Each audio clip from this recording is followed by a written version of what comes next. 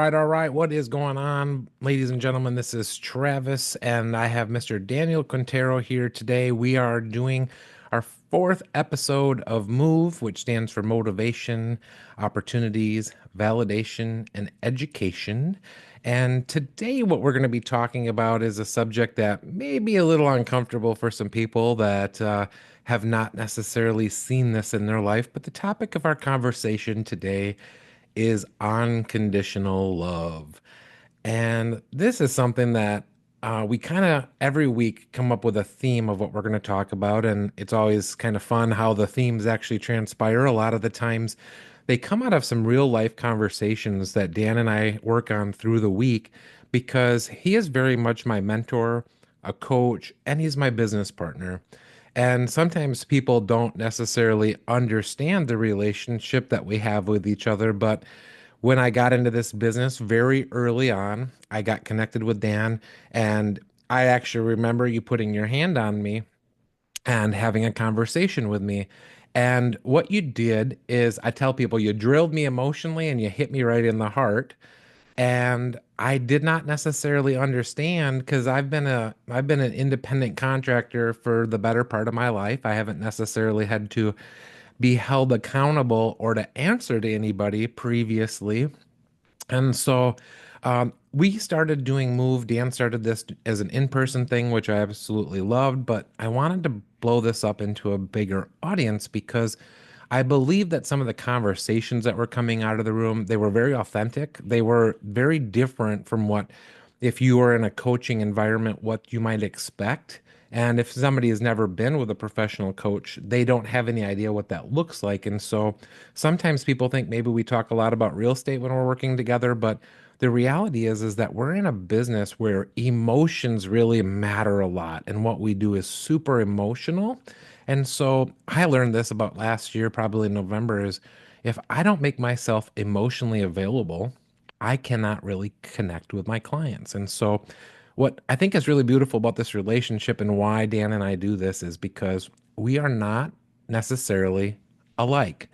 We don't always agree about things. As a matter of fact, sometimes we actually really disagree about stuff to the point where it's I'm on the black side and he's on the white side, or the sky is blue or the sky is green. It can be polar opposites, but what's beautiful is that when we come together, we develop each other, we work on this in this space. And so I just think it's beautiful that we've been able to open it up to the world. And I'm going to turn it over to Dan and let him take over.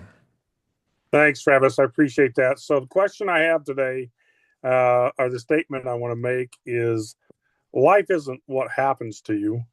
Life is how you respond to what happens to you. So what do I mean by that? So from the beginning of time, there's stories that are presented to us, and even in our own personal lives, if we look back to when we were very young and we began to remember the very first, this is a funny story, but the very first thing I can audibly, visually remember in my head as a little boy, I was, I guess I'm going to say 2 years old. And I had taken off out the front door, wandered out the front door or whatever, and walking down the sidewalk, I went down the street, heading south to the street corner. I actually crossed the street to go to the other side, and I was on the sidewalk, and all I had on, didn't hardly have anything on. All I had on, I think, was my underwear, and I'm not sure if I even still had diapers on or not. But all I remember is my sister, my older sister Dawn, coming out the front door screaming at me, "Get back here! Get back here!" And sure enough, I do what she says because she's screaming at me. So I come running up to her and I put my arms up to her, so she can pick me up. And she certainly did pick me up, and she lifted me up over her knee and she spanked me very hard. That's why I'm sure I remember it. That's the first thing I can remember. So here's the thing. Life isn't about what happens to you. It's about how you respond to what happens to you. And so that's my first memory. Obviously, what my sister did for me, she did out of love. being concerned about me, being that young, wandering off, actually crossing the road on my own. So that's the so when I say think back to history or to time and the stories that you heard, think back to the time when you were really young and unconditional love was displayed to you. Me growing up with a single parent, my mother displayed unconditional love for me all the time. The things that she gave up in her life for me, and in the form of unconditional love, and then realizing that everything that I have done since then, learning from those experiences going forward, it took many years of developing, maturing. A lot of it's maturing. When you're so focused in your life about yourself, and most of my youth, there was actually a term that was called the me generation. And the me generation was everything was evolved around you and what feels good to you, and doing what feels good to you. I mean, if other people don't like it, that's fine. You're doing what's best for you. You come first. You can't make anyone else happy until you know, everything's taken care of for you first. Well, so I had a contrast between my mother and actually the people that I grew up with. My sister Dawn, like I said, she took care of me a lot growing up. She showed me a lot of unconditional love also. So it was a contrast between people modeling this for me, where they were certainly giving up things on my behalf, in a generation, a cultural generation of being taught that it's all about me. And so it took years to mix both of those together. And as I got older and realized the people that are around me and doing things around me, both on a personal level and in my career, realizing that even to this day, I mean, I deal with this all the time, even to today, where things happen when you're dealing with other adults in your world, and quite often they let you down. I mean, they don't hold up their promises sometimes. Sometimes they flat out lie to you. Sometimes, they change their mind. There's things that always happen where your response to it, I'm just like anybody else. Sometimes I respond very negatively.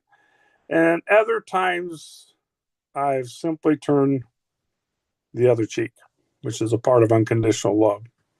So when I incorporate that into my business, and I've had conversations with people about incorporating that in their business, what does that look like when you're talking about a client and showing them unconditional love? As realtors, for us to sell 30 homes a year, which is a pretty decent number, that's more than what most realtors do. But if you sell 30 homes a year, you probably have to have 300 conversations. It's probably somewhere around 10%. It certainly could be more, but let's just use the simple math to say you have 300 conversations with people in your circle, and 10% of them, 30% of them trust you to help them purchase or sell their home. And that leaves 270 people left. Of those 270 people left, because they didn't get you to the closing table, how are you treating them? I mean, is it conditional? Is all my relationships conditional that I'm only going to be good to you if you're making me money? And going back to the me generation, like I said, when I was growing up, there was a segment of that. That's how we were taught to be. You got to take care of yourself first before you can take care of anybody else. And I understand from a mental standpoint that's true. But when it's so all consuming that all things must align for you first before you can start helping other people, that's an unrealistic expectation, because they never completely align for us. It's Sure. always happen over the course of a day. Go ahead. Do you want to say something, Travis? Well, this is something that I really struggle with is that my expectation levels, because of the work that I do on my IT business. So those of you guys that don't know about me, I have an IT business which we solve some of the most complicated and complex technical problems on the face of the planet. And so the expectation from the IT client is that I come in and I'm the seasoned expert, and I come in because they're wanting my opinion and they want me to tell them what to do. And 2 years ago, I got into real estate, which is, I tell people that I did it because I wanted to help people. And one of the things I struggle with is what you just said is that when people let you down, okay, how do I respond to that? Is in my business, it's not really an option, right? I tell you, and this is how it is, and you're gonna do it my way, or I'll just go to the next client and we'll do it the dance again. Um, but I'm sitting, there's a major league sports stadium behind me today because I'm down in Texas, and I went in real estate from zero to I'm talking to the CEOs and I'm having conversations that, let's just be honest, I don't belong in. Because people look at me and they're like, how did you go from, started out in an industry to 2 years later where you are? Well, first you get in the right room and then you start connecting with people, and then because I have high expectations, it opens doors for me.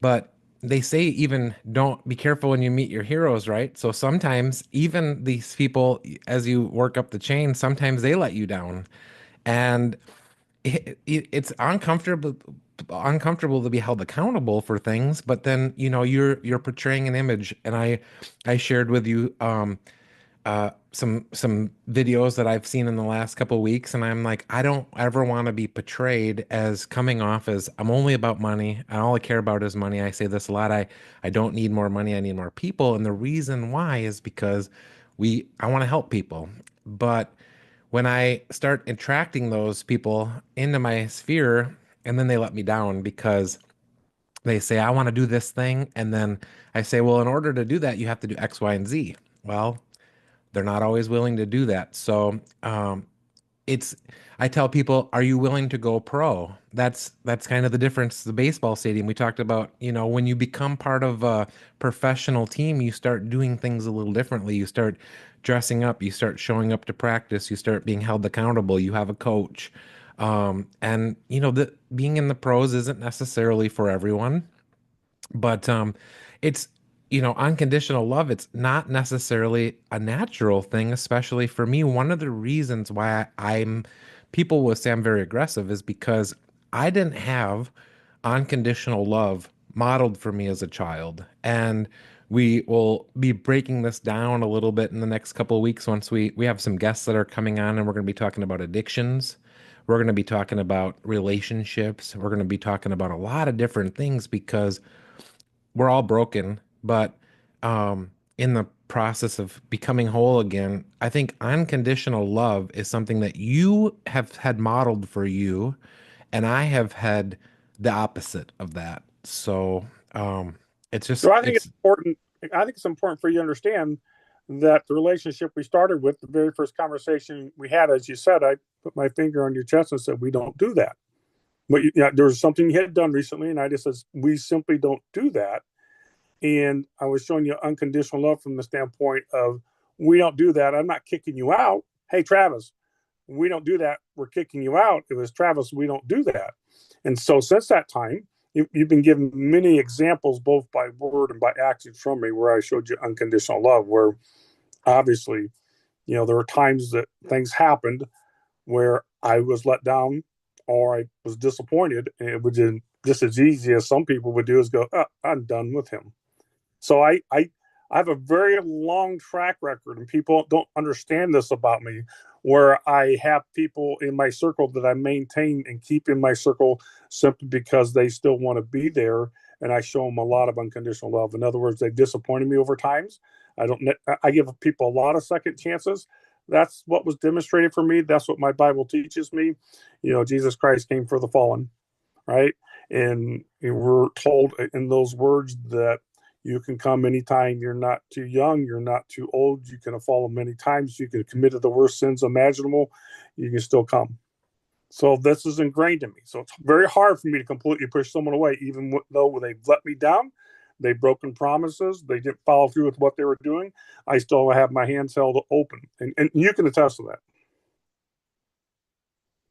it's hard because people um I myself, I got in this industry and I have a little bit of a history. And when I got in the industry, people found out about that history. And I've toyed with, do I be upfront and honest and I put the bad stuff on the table right away? Because people wonder, why are you so transparent? Why do you I just give stuff up? I don't like to hold a lot of secrets. I just put the cards on the table and you either take me for what I am or you don't, right? And so naturally, I'm abrasive. To be honest, I push people away because of I'm very confrontational. I will literally just come to you and say, "Hey, I don't like that you did that."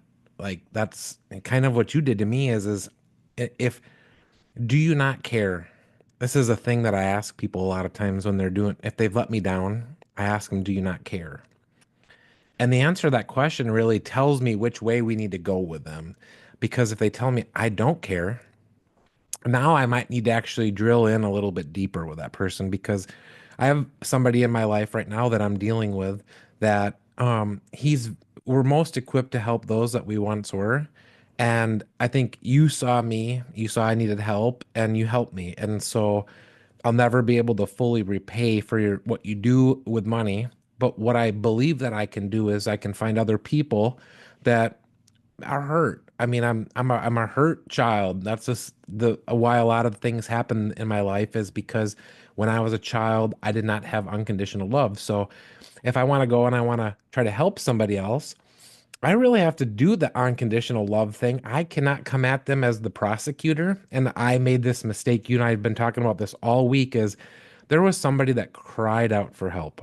And instead of coming with unconditional love, I came as the prosecutor. And I said, "You're going to do this or else." And I think that's the thing why we're talking about this is because for 4 days, you and I have been back and forth, and you probably bashed your head against the wall like Travis. Just listen to me, right? Well, the word we used starting a few weeks ago that I give back to you. You gave it to me, and I give it back to you all the time. Is that we're going to be a statesman. In order to be a statesman, you've got to rise above the situation and elevate the room, be the mature one, and calm things down. Let's go a little further about unconditional love and why it matters in your personal and business life and be more structured here for just a second. When you dive deep into this, why we need to do this for our own self sanity, uh, it really pulls down the stress level in your life. So when I talk about let's have 300 conversations in 2025 with people, and however long that takes. But in 2025, you have 300 conversations, and some of it turns into business. Most of it doesn't. And for the others, the huge percentage where it doesn't turn into business, what do you do with these people? Are you only in it for the money? That's the conditional part. I'll be your friend and I'll love on you only if you make me money. And that's the sad part about this, is that you're creating an environment for yourself that I don't know how to say it other than you're always on a level left. There's levels 1 to level 10. You're always on level 11 or 12, where you're out there with the whip, constantly whipping the society that's around you into performing for you, so you can make a lot of money. And what happens is to live at that level for so long, at some point, it might be months, it might be years, it might take a decade or two. At some point, there's going to be an empty void. You might even be sitting on a lot of money, but you just don't have a lot of people around you sharing that love back to you. Or if they do, now you start questioning why they're in this with you. You got into it with them for the money. They got into you for the money. You're all making money together. Now you start questioning your friends that you have around you, the friends that you actually need in a difficult time. Are they really your friends? What happens if I stop performing for them and we're just friends? Will they disappear? So that's the point I'm making is the stress level in your life dramatically drops when you treat everybody the same, whether they're ever going to make you a dollar or not, and just show them unconditional love. That's what makes it unconditional. Look, I'm going to love you no matter what. I've actually got people in my circle I have some kind of relationship with have made it kind of clear, either by their words or their actions, they really don't want a whole lot to do with me. There's like, Dan's still around. Dan's still around. So the moment I get to text them or communicate with them on social media or wherever I run into them at, I still show them unconditional love. They may never want to work with me ever again. That's okay. So what I'm saying, life isn't about what happens to you, because all these things are going to happen to all of us, good and bad. It's always about how you respond. And by the way you respond and displaying unconditional love, the stress level comes way down because your expectations aren't so big. Now, don't get me wrong. When I talk about this in business, people want to argue with me. It's like, Dan, you got to have conditions on contracts. Absolutely. So when you're in the middle of a contract, conditions There's conditions that have to be followed. Certain things have to be performed at a certain time. And sometimes their clients decide, nah, they don't need to do that anymore. They're willing to breach their contracts with you or with the other side of the transaction. What happens then? Is it now time to stop showing them unconditional love? No, that's like the biggest time when it needs to show up. As you were talking about earlier, you're like, our client did this and I was ready to, or someone I was talking to that's going to work with me, and it was time for me to cut them loose. It's like, no, that's the ultimate time you show them unconditional love. You can still get things corrected. You can still fix a problem. You can still work through a solution. It doesn't have to be that you completely cut them off. There's a way to negotiate. There's a way to work this out with a lot of love and just being calm in the situation and working through it. And what it does, what's so important about this, when I read about this in the Bible, there's several places in the Bible where it talks about this, where it says it sets you free. It sets you free because it's not about you. Right. It's free because it's not about you. When it's about everybody else and how you're responding to them the same, it's impossible to do it the same. Don't get me wrong. As I quite often say, we're not robots. There's times when I certainly respond in a negative way. And then I question myself after I have it. It usually takes a minute or two. I'm like, oh, that was stupid. So it's very Mm-hmm. natural when you get burnt to want to pound out, text back, Mm. call up, yell. It's very natural because you got your feelings hurt. They didn't keep their part of the deal. And where if you just let a minute slide by, let the emotions come back down to level and just give them unconditional love and say, I understand, I'm still there for you. So I think some people get surprised when you respond in such a way where they know they messed up. They Well, know, it's unnatural it's unnatural. because, you It's know, unnatural, but that's why it's so important. That's what makes us different. If you're going to be a Christian, as we both claim to be, if you're going to be a Christian, it can't be like everybody else that are not Christians. So it's hmm very natural to go, hey, and you let them right. have it. Yeah. I It's good. I'm real good at letting people have it for better or for worse, and it never produces the result that I really want it to have because a man convinced against his will is of the same opinion still. Yeah. And so we're working on this because I had one of the videos I shared with you was a guy that said, I don't need any friends. I just need allies. And I put him on point and I kind of called them out, and for better or for worse, it may or not pan out for me. But I just told him, I said, hey, just so you know, this type of messaging that you're putting out in the marketplace is going to attract certain people that are going to come to you. And if they come for the money, they leave for the money. And to your point, there is that when you start attracting people into your life because maybe you have flashy clothes or flashy cars or certain nice things, then a certain people will come to you at that point, and then those people, like like you said, as soon as the money is gone or as soon as they're not benefiting off the relationship, they disappear. And so I look for people that stay in my life in ways that maybe this is even a coping mechanism, and this is like trying to push people away to see who stays around. And I really really resonate with the people that are willing to be vulnerable with me and to call me and put me on task.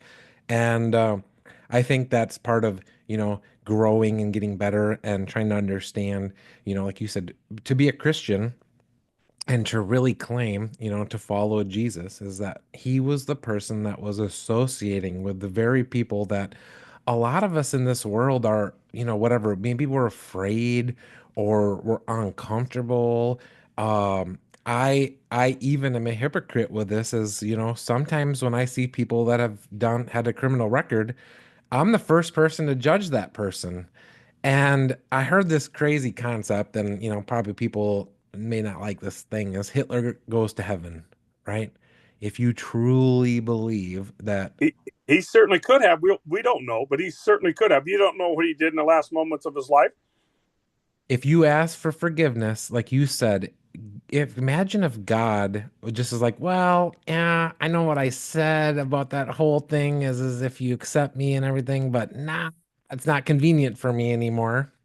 And I guess to kind of wrap the thing up here today is it we a lot of people, they're like, why are you in why do you keep interjecting yourself in my life? Why don't you just leave me alone? And it's because we care very deeply about people. And over the course of the time, we're not going anywhere. And if you want us to go away, we will. But at the end of the day, it's just like you said, loving people unconditionally, and it's a development of that trait, um, and trying to work on that. And it's always continuously going to be hard to do, but I think it's very important for us to try. It's a very important part of move. Move is motivation, opportunities, validation, education. Unconditional love falls under validation. So whenever you're in our life, either on the podcast or in social media or physically wherever we're at, talking to us around us, you're going to realize we're validating you. I quite often in social media are loving on other people's stuff all the time. I share their stuff. I love on it and I make comments and I elevate them. That's validating their existence and their value. That's unconditional love. I may never make $1 off anything they do. That isn't the, that would be conditional. If I was doing those things for them conditionally, expecting them to line my pockets, that's conditional. That's not unconditional love. I give it to them regardless. And so the people that do decide to jump in the circle with us and do business with us and do closings with us, and we need as agents, great. That's called a blessing. But in general, that's 90% of the time that's never going to happen. So I still treat all those other people, those other 90% with unconditional love. This relationship's unconditional. Whether you want it to be or not, from my side, it's unconditional. And that's aspiring to a higher level. That elevates us to a higher level if we can actually live that life on a consistent basis. And that's part of what Move's about. And that's why we share this with people. And we hope they come in and share with us, and we can move their life in a direction where they understand unconditional love. They can model unconditional love to their family and to their friends and to anybody they're in business with. And it brings the stress level way down because the expectations have been pulled down from the standpoint. I know people are going to disappoint me. I'm still going to love them.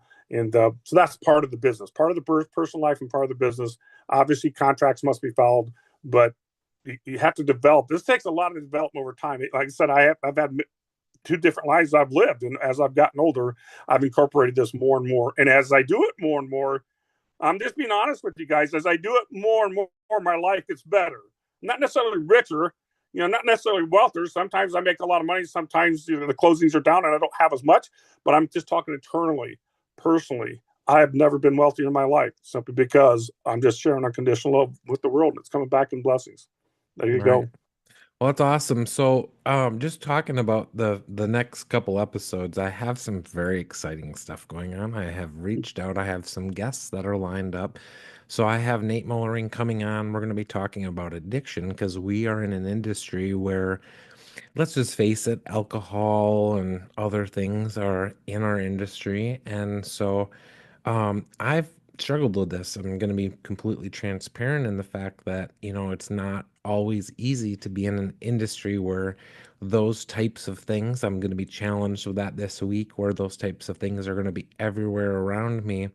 And I have made the decision to try to overcome some of those addictions that I have because, like what you're seeing in the podcast, is we are in a continuous improvement position. And one of the reasons why I want to continually improve is because I want to be able to help other people that are in a position that I once was. Your test becomes your testimony. And so I just really, to be authentic, I feel like you can't go out and tell people that they should quit drinking if you're drinking. It doesn't work that way. So that's what we got coming up soon. I am on a personal growth and development challenge, and Dan has helped me a lot.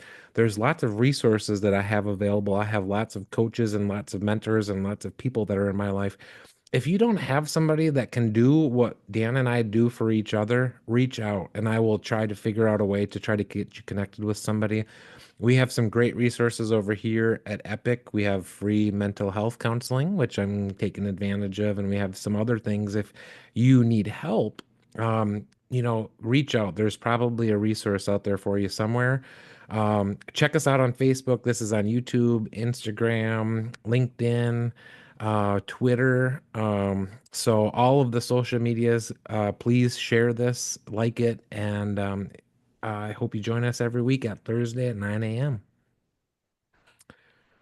Awesome. Anything else, Dan? No, that's it. That's it. It's been fantastic, fantastic day, and I'm looking forward to the response. And we're here for you guys. So Yeah, let us know what you think about the podcast. Feedback is love. We welcome your honest feedback. We do